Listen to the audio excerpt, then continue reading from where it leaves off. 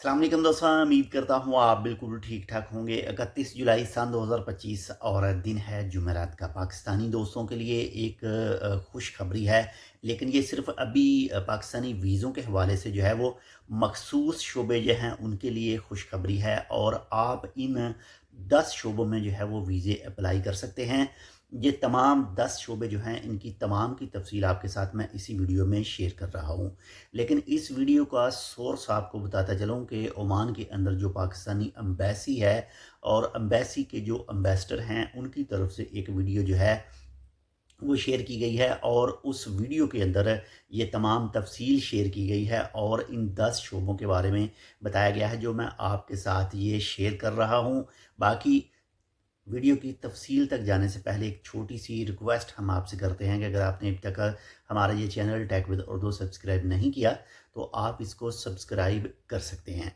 बाकी जो ओमान के पाकिस्तानी एम्बेसी के मोहतरम सफ़ीर साहब हैं उनकी तरफ से जो है वो 10 शोबे बताए गए हैं, और जो कुछ बातें की गई हैं कि काफ़ी अरसे से जो है इस बारे में उनकी बातचीत चल रही थी, और अब जो हैं जो रॉयल ओमान पुलिस का पोर्टल है, वेब पोर्टल है, उसके ऊपर ये 10 किस्म के वीज़े जो हैं वो अप्लाई हो सकते हैं। तो चलिए स्टार्ट करते हैं आपके साथ। सबसे जो पहला वीज़ा पाकिस्तानी दोस्तों के लिए आप अप्लाई कर सकते हैं वो है जी इंजीनियर कैटेगरी के जो वीज़े हैं वो अप्लाई हो सकते हैं। इसके बाद में नंबर सेकंड पर आता है जी जो डॉक्टर हजरात हैं उनके लिए जो वीज़ा है वो भी अप्लाई हो सकता है। इसके साथ ही नंबर 3 पर जो वीज़ा है वो है जी नर्सेज़ का, जो नर्स के वीज़े हैं वो भी अप्लाई हो सकते हैं पाकिस्तानियों के लिए। इसके साथ नंबर 4 पर जो वीज़ा है वो है जी असातिज़ा कराम यानी टीचर का वीज़ा जो है वो अप्लाई हो सकता है। इसके साथ ही नंबर 5 पर जो पाकिस्तानियों के लिए वीज़ा है वो अप्लाई हो सकता है वो है जी पैरा मेडिकल स्टाफ का।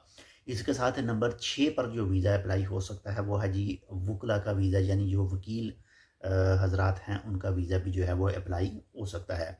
इसके साथ नंबर 7 पर जो वीज़ा आता है वो आता है जी चार्टर्ड अकाउंटेंट, जो इनके वीज़े हैं पाकिस्तानियों के वो भी अप्लाई हो सकते हैं।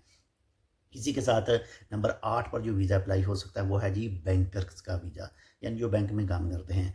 इसके साथ नंबर 9 पर जो वीज़ा अप्लाई हो सकता है वो है जी सेल मैनेजर के वीज़े। इसके साथ नंबर 10 पर और आखिरी जो शुबा है वो है जी प्रोजेक्ट मैनेजर का वीज़ा।